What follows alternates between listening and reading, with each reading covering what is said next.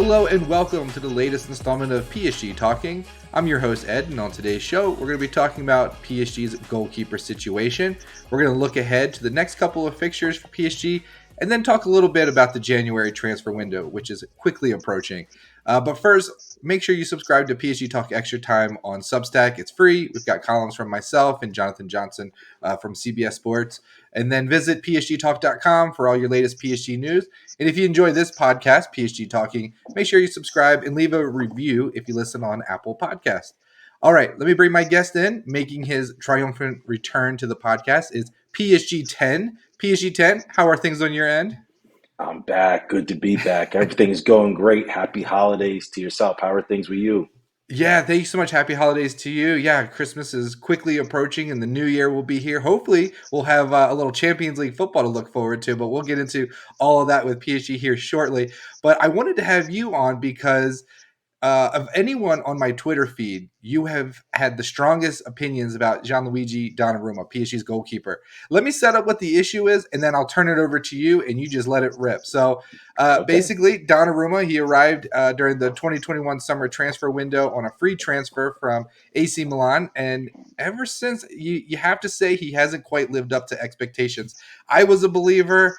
I thought he should start over Keylor Navas. I thought he was the future, but clearly that's not working out. So while he does dazzle with his shot-stopping ability, he is shockingly poor with the ball at his feet. And mentally, we've seen him make mistakes that goalkeepers at this level just shouldn't be making. I think the final straw seems to be that match against Le Havre. Donnarumma received a red card for kicking a guy in the head, and his backup, new signing, Arno Tenas, hopefully I pronounced that correctly, he came in, performed exceptionally well. So with all that being said, let me turn it over to you. First, what is your take on Donnarumma, and what should Luis Enrique do at this point in the season? Well, I have not been a Donnarumma believer from the beginning. You could tell you followed me. This isn't just based off of last week's match where he got the red card. It's his profile. It's his propensity to make mistakes. I personally never thought he should have replaced Keylor Navas. I feel like Keylor Navas might be one of the most disrespected players in the history of the game. It just feels like all the guy does is win and perform, and all teams want to do is replace him. It's the weirdest thing. But going back to Donnarumma, it comes back to the basis of when teams press us, when we are building up, we are playing 10 on 11, just by pure numbers. He's not good whatsoever on the ball, and teams know that. So they want to funnel the ball to him. And our team knows that he's not good with the ball. So essentially what happens is you have a situation where when we have the ball, teams press us up. And the reason why I say the other team has 11 and we have 10 is because they utilize their goalkeeper to take away our long balls. So if you notice, there's not a lot of long balls to like Kylian Mbappe in our build-up, for example, because the keepers are pushed up. So they're playing 10. We're playing pretty much down a man. And if you look at the spine of our team, when teams press us, when we're in the build-up, Marquinhos makes a lot of mistakes. Skriniar is not the best on the ball. We know Donnarumma is not very good on the ball. Ugarte doesn't like to be pressured. He back passes a lot. He's not somebody who's accepting of the pressure and going to control the game and try to progress the ball. So when that's the spine of your team, you have basically a ceiling on how good your team is going to be. Because when you play a team that knows how to press, like a Newcastle, you're going to struggle. And when Newcastle pressed us at their place, when they were playing in the first half, before they scored and they were setting up that mid-block, mid-press, you saw PSG really, really struggled. And I think that if you add in Tenas, just by adding him there, you're improving PSG's chances of winning.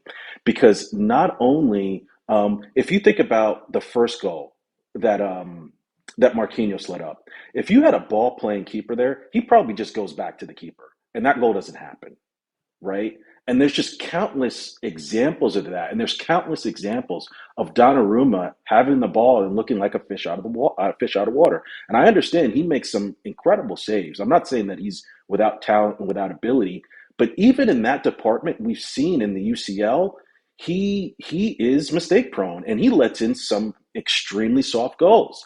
The third goal versus Newcastle, very soft goal. The goal versus Kings of Comont, very soft goal. And there's been other kind of just very savable opportunities where shot stopping is supposed to be his elite trait, and it's not shining through.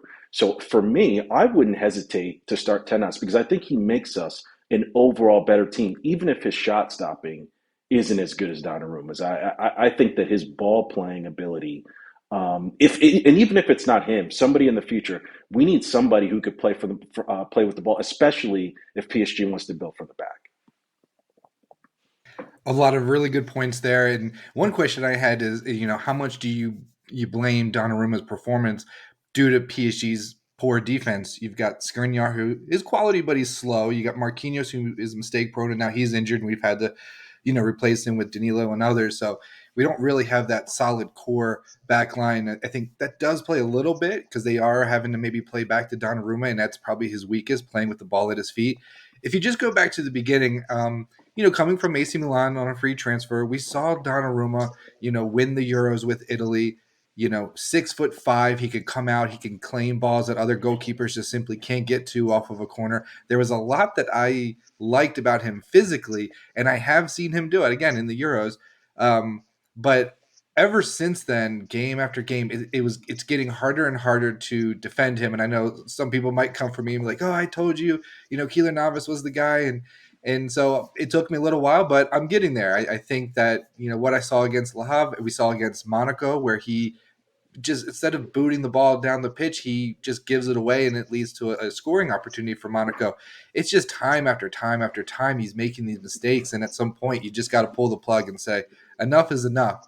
Now, he's on enormously high wages. It's going to be difficult to get rid of him. If you bench him, goalkeepers notoriously kind of get in their head a little bit, and they're probably the one player that needs to be consistent. They need to know my team's counting on me and consistently play. And so if you go ahead and bench him, I do worry. It's kind of like in the NFL. You bench a starting quarterback, it's really hard to get them to come back in and play at that same level that they were before.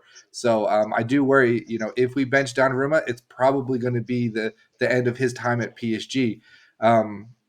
So for you, you're thinking Tenas is the guy over Keeler Navas because Donnarumma is going to be suspended for the match against Nantes. So you're leaning towards the youngster. Absolutely. I want to see Tenas. I want to see what he could do on the ball. I think with Donnarumma, um, the problem with using things like the Euros and international play is the games are very different, right? In the Euros, you're not playing against a team who's going to be as well drilled as a club team. You get these guys during an international break, for 1 or 2 weeks. Somebody comes in carrying an injury, isn't even able to train. You're playing against these really low level competitions, so you don't have an opportunity to really drill a press and press as a cohesive team. So the presses that you're facing in international football and just the players, quite frankly, that you're playing in international football aren't as good. And then when you look at Italy, they're very defensive driven. That's why they're so good in these tournaments. PSG Very don't good play defensive back line. Very good. exactly. They're very solid defensively. So PSG aren't going to play anything kind of like that. And then when you have a Luis Enrique, remind you, this is a man who dropped David De Gea. David De Gea is one of the best goalkeepers ever. He's like a Manchester United legend, and he dropped him because he couldn't play with the ball. And he brought in Simon. Yeah. So I'm not surprised. I wouldn't be surprised if Enrique makes a move now, or in my opinion, his days as the PSG goalkeeper were numbered when Enrique took the job. And I don't know if you remember versus Lyon when he booted, that long ball that got intercepted and it Mhm. actually ended up being an Mbappe goal, ironically, but it Yeah. was intercepted and we intercepted it back. This is not a Luis Enrique kind of keeper. He wants somebody who's good on the ball. The reason I want Tenas is because from what I know of him and from the limited things that I've seen of him, he is like playing with an additional outfielder. He's got a lot of pace. He can sweep up, so you can, which you accurately named with Skriniar being slower. You need a keeper who can run a little bit. Even when Donnarumma was coming out and trying to sweep, he looks so awkward and kind of he's not built for the way that we play and the way that we're going to play in the future. He would be best on like a low block, counter pressing Premier League side or one of these low block Serie A sides. He's not meant for an attacking build from the back team. Um, I wouldn't be surprised if he went with Navas for the experience. If he was looking to make a, and I think Navas was carrying an injury. I'm not sure if he's back yet. But if he went with Navas because he wanted to go against Dortmund, I believe, and I truly believe that Donnarumma is the biggest liability on the team. And when we saw this versus Newcastle, they only had two clear chances last match, and they both came from his mistakes. He had a poor pass to Hakimi that ended up getting intercepted, and then he just spilled that save for an easy tap in, which he should eat up. He should throw his cap on that and eat it up. So if I'm Luis Enrique, I wouldn't. And we've seen him; he's not afraid to make a big move. I wouldn't necessarily worry about the psychology of Donnarumma because the psychology of him right now is probably pretty low with the way that he's playing. And if I were Dortmund and I'm going to counter press, I think I'd rather see Donnarumma than Tenas, to be honest with you. And if and there's a good interview with Pep Guardiola, and he talks about pressing a team who has a good keeper, and nobody presses better than Man City. He did an interview before the Inter game. And this is when Onana was still good. He did an interview and he said it is almost impossible to press them when you have a keeper who can play from the back. And I have to believe that Lucho knows that. So that's where I'm at with it. I would make that switch, and I would start with Nantes, and I wouldn't hesitate to do the switch for Dortmund. We've seen this season, Luis Enrique has made bold decisions here in the Champions League. You know, whether it's leaving Vitinha on the bench or going with four attack-minded players. So, would he bench Donnarumma in favor of Keylor Navas? I think it depends. Whoever plays against Nantes it has maybe a good opportunity to play at Dortmund because it's not a place you want to go where you have a goalkeeper who's maybe a little mentally fragile, who can't play with the ball at his feet, because you're going to be standing there between the pipes, and the yellow wall is going to be behind you. Now, I know he Mm-hmm. went to AC Milan and played decent there as the Dollarumas were raining down. So, you know, he can do it, but do you really, with your Champions League life on the line, do you want to roll the dice with Donnarumma? It sounds like you don't. I'm kind of going in that direction. What I don't know is, do I want to start Tenas or Keylor Navas? Keylor Navas would be the safe bet. You go with him, and if it doesn't go your way, no one's really going to blame you. You went with the experience, the guy who's won multiple Champions Leagues. So that would be the safe bet. But what we saw with Tenas against Le Havre, and we saw all of the players. We saw Kylian Mm-hmm. Mbappe posted on his Instagram story, just hyping him up, all the players dapping him up, everything after the game. It seems like the locker room might know something about Tenas that maybe we don't yet. They Oh see him yeah. in training. So, I mean, any thoughts on that? Oh, I couldn't agree with you more. One thing you can't do is you can't fool the players. The players know. He was attempting passes and he was attempting to play balls. I've never seen a PSG keeper even try against Le Havre. Okay, he would be an absolute weapon for us. You know, I don't disagree with you that going with Navas could be helpful because Navas is a pro. You know, he's a consummate pro. I have no doubt that he's gonna put in a performance if we have to put him in a big match versus Dortmund. Um, but I'm really curious to see this kid to see Tenas. You know, especially we've seen guys go into hostile environments and put in a performance. Zaire-Emery's been doing it this entire Champions League. He's a young player. He's 17 years old. So if you have something about you, if you have the skill, and I just can't see Tenas as any more of a liability than Donnarumma is right now. His shot stopping in the UCL has not been great. We know he can't play with the ball and he panics. That's the worst thing. It's one thing not to be able to put the ball where you want it. It's another thing to panic. And he just does that. And for me, he's an accident waiting to happen. And he puts a cap on this team. And I just feel like we're not going to see that many chances against us against Dortmund anyway. I was looking at the UCL stats. I believe we're second in possession. I think we have 65% possession, and Man City has 69% possession. When you're dominating that much of the ball, and I don't see that changing against Dortmund, they're not going to come out here try to dominate the ball and leave us spaces in behind, knowing that a draw. They're number one. A draw or win, they're going to finish first in the group, and they're likely going to get a lesser opponent in the knockout stages. So I could see them playing, a counter, playing very defensively. Maybe not as defensively as they did in Paris, where they were in like a six back basically and didn't play football at all. But I do think that they're going to sit and try to counter. So with that being said, Tenas is not going to see that many shots against them. But where he can help us is in the build up, is when they counter press, being able to go back to him, sweeping up. He looks much more athletic. He looks very quick. His reflexes look very strong. So if it were up to me, I want to see this kid again. I want to see it against Versnap before I answer that question of him or Navas. But I would go Yeah. to Tenas or Navas. I would not go with Donnarumma. Very interesting. And, Tenas, I mean, he was brought in the summer for a reason. Campos just doesn't bring in guys as filler.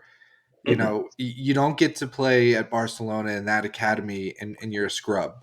You have to have some ability. And the fact that he is sort of shorter in stature, especially compared to Donnarumma, most goalkeepers are, but just the average goalkeeper, I think Tenas is shorter than usual.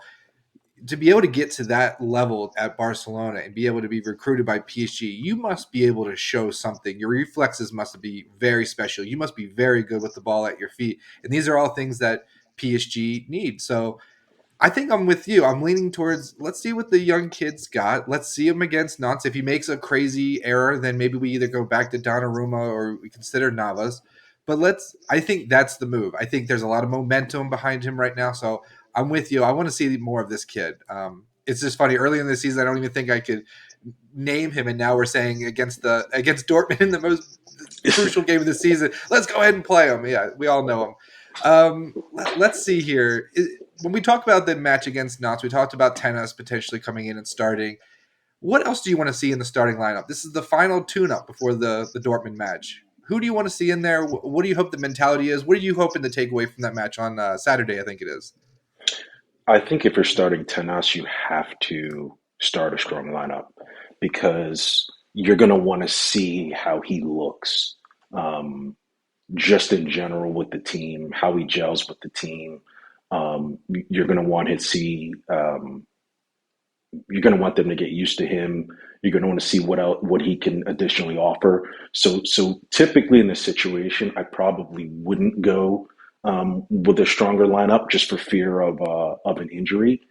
But I think in this situation, if you're really considering a goalkeeper change, I think that you have to give Tenas an opportunity to play with the back line, to play with Marquinhos, to play with Skriniar and Lucas and Ugarte and whatnot. So I want to see it. One thing that I would do, and I don't think he's going to do it, I would get a look at Danilo in the midfield. When Danilo is at center back, one of the things that I like is his passing, and it's because he's got a midfield background.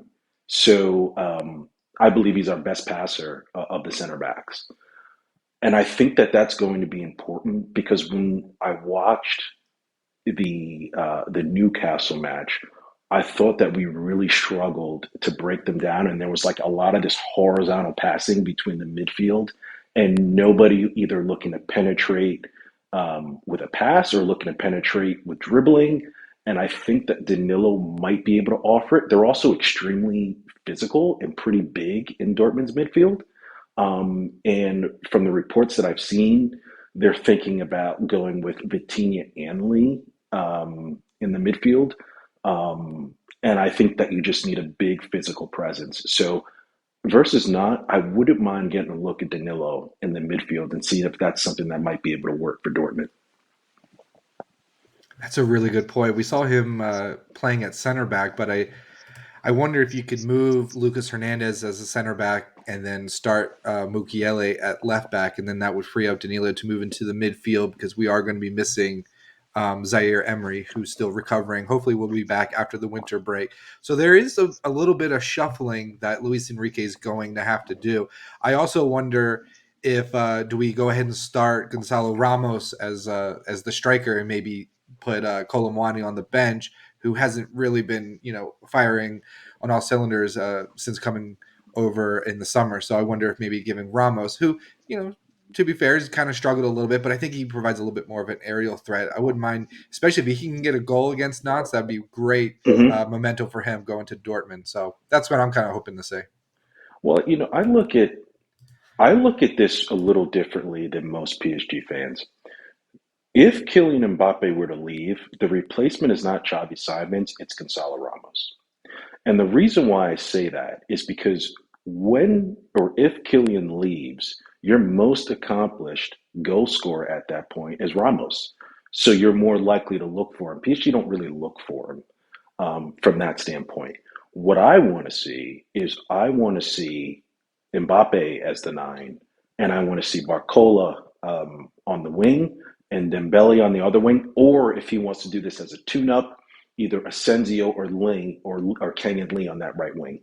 I feel like when Mbappe is playing as a number nine and not a second striker in the 4-2-4 or as a winger, he's got a lot more freedom and he's on the ball. And especially versus Newcastle, when they did move him into that nine spot, he was kind of running the show. And we were getting chance after chance after chance after chance after chance. And you see how nervous he makes these center backs. And you can't triple team him like you can when he's playing out wide. So when he's playing out wide, you've got the wing back coming back, you've got the right CM, and then you've got that the right back. So he's kind of tripled up there. That's much harder to do when he's in the center of the pitch, and he gets far more isolation, and you see his movement is a little bit better. So for me, I want to see a front three of Barcola, Dembele, and Mbappe, which is what we were going to see versus Le Havre until we got the red card, 5 minutes in. So I think I would like to see that front three, or if we're going to do this as a dress rehearsal, maybe Asensio or Kang-In Lee on the right, because at that point, Asensio and Mbappe are probably going to switch, where Asensio's going to play some false nine, who he looked really good before he got hurt. Um, but I think that's what I'd like to see. Yeah, you're a big Barcola guy, and I really like him as well. Every time he doesn't seem afraid of the moment. He misses his chances, but he's also creating the chances. He's getting into the right spaces. So I'm really high on him and his potential. He's a great player. He came over from Leon. Hmm. Let's see, what else do I have here? Can I get a prediction or just your overall thoughts on that match against Dortmund? How you think it's going to go? I mean, on match day one, PSG comfortably 2-0. Dortmund never really threatened, kind of had that game taken care of. But now the pressure is at an all time high. So what are you expecting from that one on December 13th? I honestly don't know. The way that we've played on the road is somewhat putrid. Our away form, it's been really, really bad in the Champions League. Um, AC Milan have been outplayed by basically everybody that they've played so far, and yet we're the only club they were able to get a result on, and it came at home. Um, I think that Dortmund, they're going to give us our opportunities. We just need to take them. And it can't be like Newcastle, where we're missing these just glaring opportunities. Um, these sitters, these great opportunities to score. We need to put the ball in the back of the net. And I know that that sounds simple, um, but we need to finish our chances. The other thing is we need the early season version of Ugarte if he's going to start. Right now, he's not offering us much. Um, And I in the think beginning of the Ugarte might be suspended for this one, if I'm not mistaken. is he suspended? I know Dembele suspended. I'm not sure if Ugarte suspended. I'll double check, but he may be. Yeah. Check, but if he is going to be there, if he is indeed available, we need that early season version of him. We need him to stuff these counters, help us win the ball back, be a little bit more disciplined. We're going to need that. And one of the things I'm a little afraid of is starting two small uh, midfielders. I think that makes us incredibly susceptible on set pieces. You know, when you have two small guys like that, and you don't have, and if you're going to go with Mbappe at nine, for example, you don't have another big striker like a Muani or Ramos to help you out on some of these crosses. And PSG don't defend crosses well to begin with. So really, the only person you're going to have that's great aerially would be Marquinhos. So that scares me a little bit. But I have to believe that they're going to figure out a way to win it. I'm not somebody who goes in there thinking that his team's going to lose. I think that they need to be the favorites in this match. They're a better team. They've already shown this team that they're a better team. I think that Dortmund. It's good in the sense that Dortmund has in the back of their mind, no matter what. We all know psychology is important. They know in the back of their mind they're through. So they could drop a stinker. It doesn't really matter. They're through no matter what. I'm not so sure how much their players are thinking about, coming in second. So I think that they have that psychology and they're going to be facing a desperate team. And PSG are going to get chances and they need to finish them. So if I had to predict, I'm going to go. I'm going to go with PSG 3-2. Yeah, you want to be optimistic because of that first result, but we haven't seen this team play very well away from home. They miss a lot of opportunities. You can't imagine a world where PSG get 30 shots again, and have an xG of 4 or whatever, and they Yeah, have to even by scrape by with accidents. a late penalty. I just can't imagine that's going to happen again. If they can create half those chances and finish a couple of them, we should be fine. Even you win, you top the group, so that has to be the mission. Nothing else matters.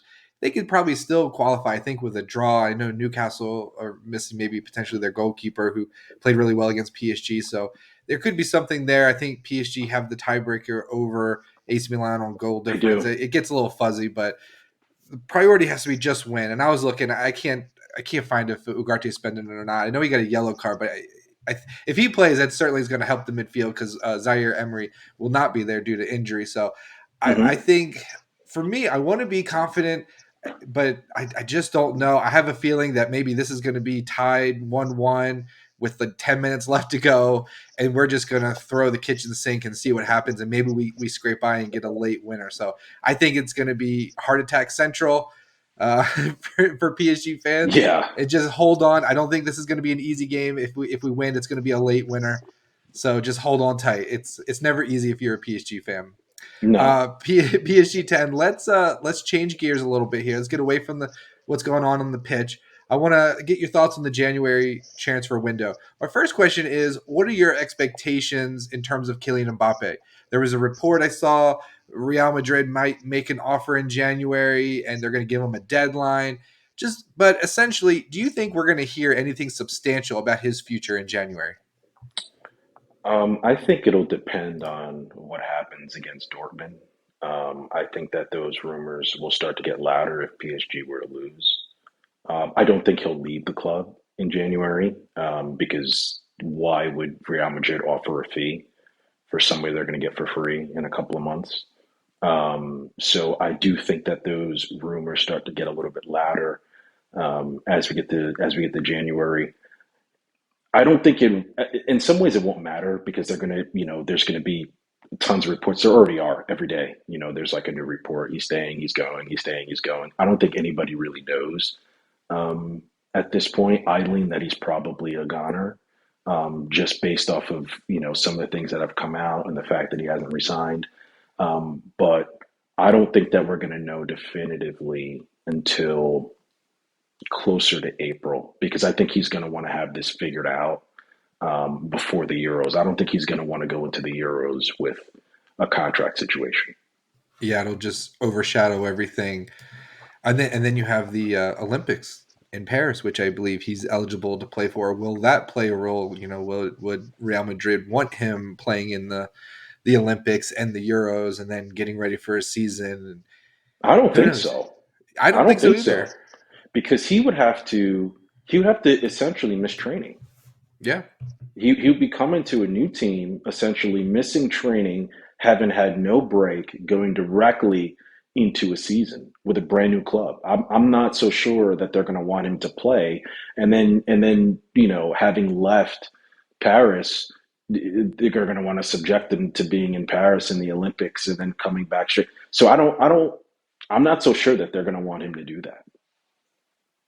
and then you get the whole image right situation. We just saw a new picture come out where Kylian Mbappe was wearing one of the retro PSG kits, and I don't know, just the more stuff that's coming out. I just feel like the club. He's been here so long now. It's really ingrained. He's from the city. I feel probably more confident about him staying now than I did maybe before. Interesting. But like you were saying, a lot of it's going to depend on um, if we can beat Dortmund and top the group. Because I think he's looking ahead. He's got Xavi Simmons is coming in. We're going to talk about the young kid Moscardo potentially coming in January. Hmm. If we can just get the defense and the goalkeeper situation kind of sorted out, this is a really, really good team. And I think Oh Mbappe yeah, knows what they're building here.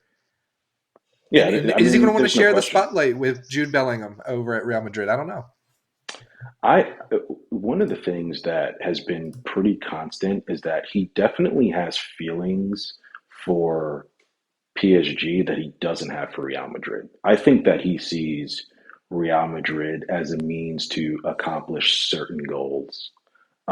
And I think he sees PSG as a part of who he is, if that makes any sense. Um, I and think it's it's, the country. I think he yeah, loves the yeah, patriotism. Kind of like we're Americans. We love the USA. Go USA. I exactly, think he has that for exactly. France. I think so too. And I think that if we were talking about AC Milan being in this race, I think it'd be totally different because it's widely publicized how much he loved Milan growing up. Like, I think that's a part of his heart.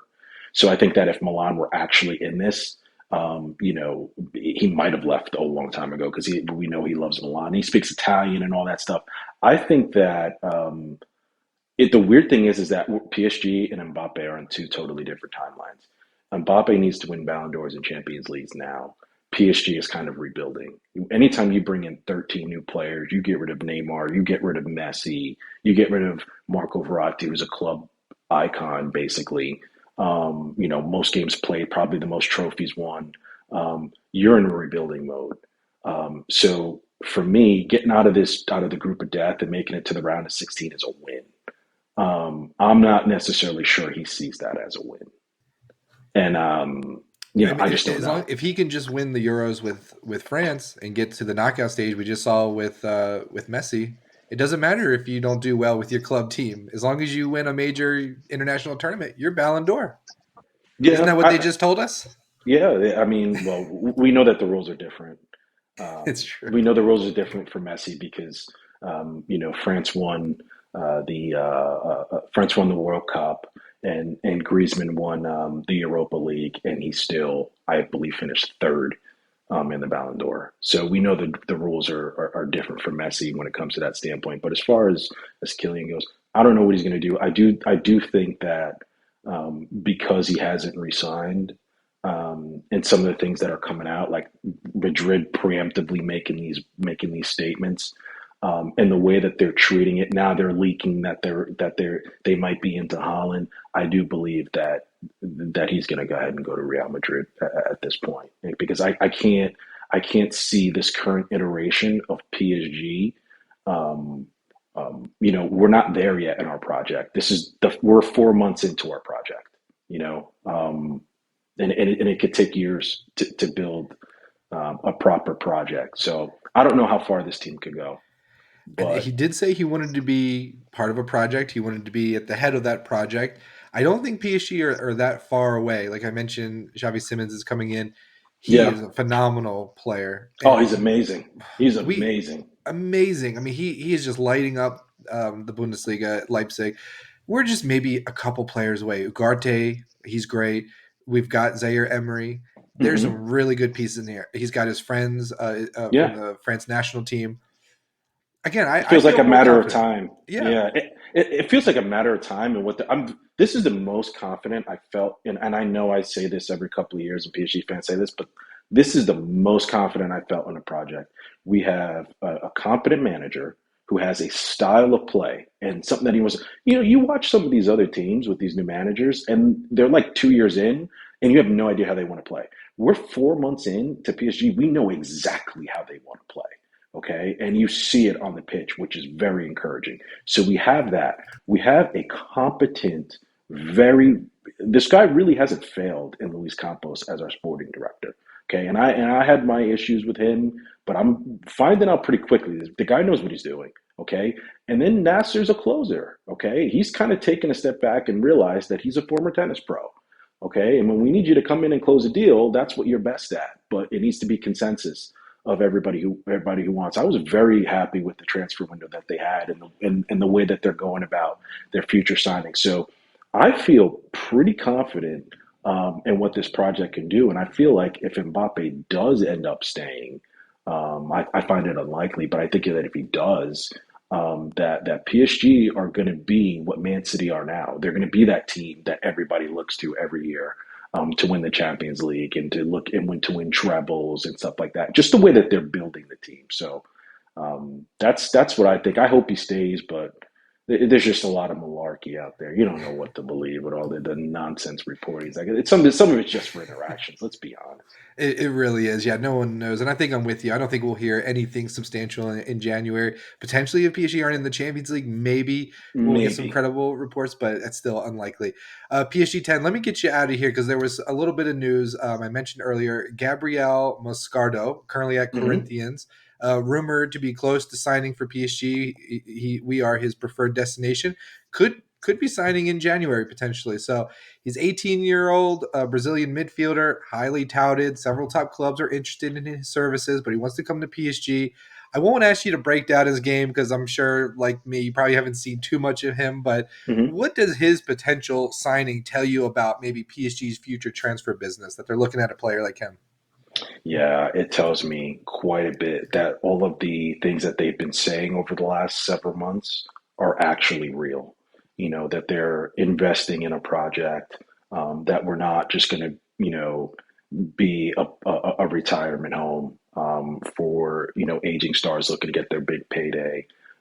You get a young kid that's fighting to come to PSG, that has offers from a lot of the top clubs, which it's also funny. People say, PSG isn't a destination, and we have a kid here, Brazilian kid, who's, can go pretty much anywhere, and he wants to come to PSG. That tells you a little bit about how attractive our project is and how attractive PSG is as a destination. So that makes me incredibly excited. The fact that we're investing in our midfield, I think that's the next place we need to invest. I think we've done a lot of investing in the attacking department. I don't know where they're going to play Xavi. They might play him as like a hybrid midfielder attacker. I don't know.